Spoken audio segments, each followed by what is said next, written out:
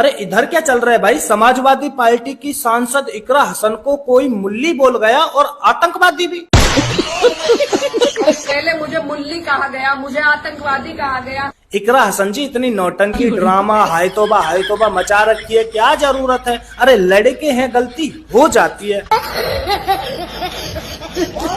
याद आया कुछ इकरा हसन जी, या फिर आपकी याददाश्त कमजोर है? वैसे भी आपकी याददाश्त कमजोर है। मैं आपको बता देता हूं, आप समाजवादी पार्टी, जिस समाजवादी पार्टी से आप सांसद है ना, उन्हीं के राजा जो थे मुलायम सिंह यादव, 2014 में क्या बोलते हैं? वो बोलते हैं कि एक बलात्कारी के लिए कि लड़के हैं, गलती हो जाती है। बताइए, वो एक बलात्कारी के लिए बोलते हैं कि लड़के हैं, गलती हो जाती है। तो आपके लिए तो किसी ने दो शब्द ही बोले हैं, तो क्या हो गया? लड़के हैं, गलती हो जाती है। और ये आप क्या कह रहे हैं? जिनसे वो मुझे गाली दिलवा रहे हैं, क्या उनके घर में बहन बेटी नहीं है? तो इकरा हसन जी, मैं आपको ये पूछना चाहता हूं, क्या अखिलेश यादव के घर में बहन बेटी बच्चे नहीं है क्या?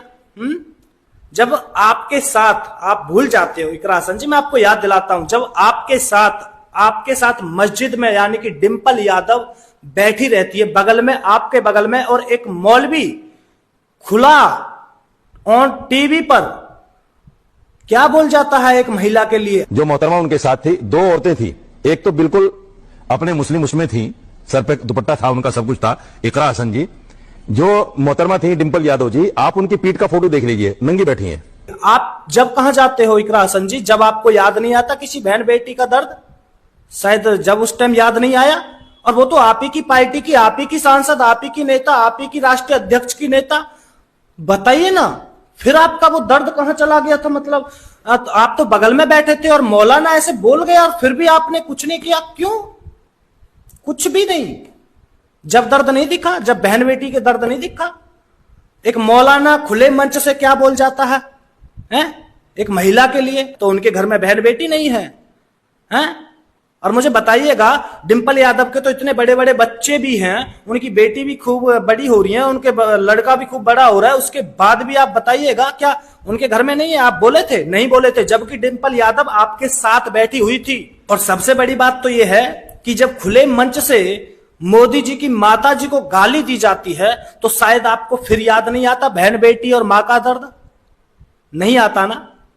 अरे पीएम है हमारे देश के मोदी जी, हैं? तो तब आपको याद नहीं आता खुले मंच से गाली दी जाती है? जब याद नहीं आता? नहीं आता है जी, नहीं आता है। और उस मौलाना के लिए तो आपने एक शब्द नहीं बोला, तो जब तो आपका मुंह बंद था और आप ही साथ में थे, आप ही मस्जिद में लेके गए थे, तो इसका मतलब क्या समझे कि आप मस्जिद में इसलिए लेके जाते हो कि ताकि तुम्हारे मौलाना इस तरह से बोल सके? क्या समझे फिर? तो इतना रोने की, ड्रामा करने की, नौटंकी करने की, ये सब नौटंकी मत करो भाई। मुझे तो एक ही बात समझ नहीं आती कि जितने भी नौटंकी बाज है तुम्हारे पास है क्या सबके सब? और वो अखिलेश यादव आपके लिए क्या आवाज उठाएगा?